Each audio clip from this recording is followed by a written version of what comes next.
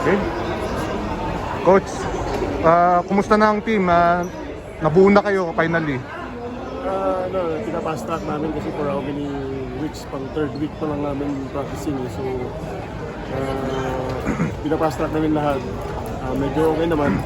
Excited naman kami kasi kahit pa paano na namin yung gusto namin yun.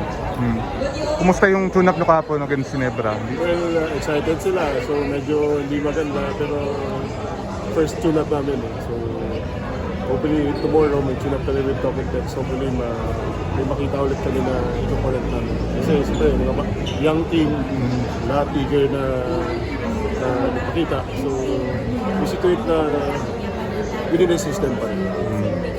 Coach, naging comfortable ka na sa position mo as head coach? O hindi pa din? Okay naman. Challenge pa rin. Kaya-kaya. Coach, J8 wala pa, no?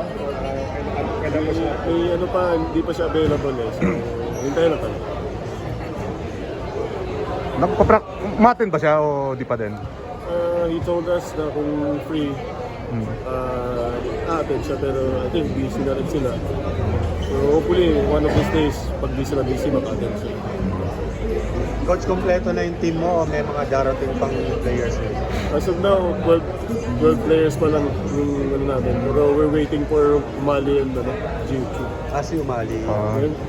Open pa rin yung options na whatever. Coach, modest school. Goal namin, sabi ko sa kanila, we're building the team right now. So, can't promise but sabi ko sa kanila, we need to compete. Kasi sabi ko, basta makipag-compete tayo, more chances of winning. So, yun lang muna, compete muna kami. Nag-build kami ng team eh. For now, pinakamalaki namin, 6-6 lang eh. So, pero hindi yun reason na hindi makipag-compete. Sabi ko sa kanila, as long as we compete, may chance tayo manalo. Coach, last season si Louie tsaka si Mark Nonoy, parang sila yung talagang nag-stand out. Maybe si Paulo Hernandez din. Mataas ba expectation mo sa tatlong yun? Especially with your makeup ng team mo? Well, hindi naman sa tatlong yun lang. Kasi yung team namin, within the system, yung sistema namin, hindi lang yun. Kailangan buong team. So hindi naman kakayanin ng tatlo lang. Sa team namin, hindi pwede kayanin tatlo. Kailangan 12. Kasama na doon yung coaching staff.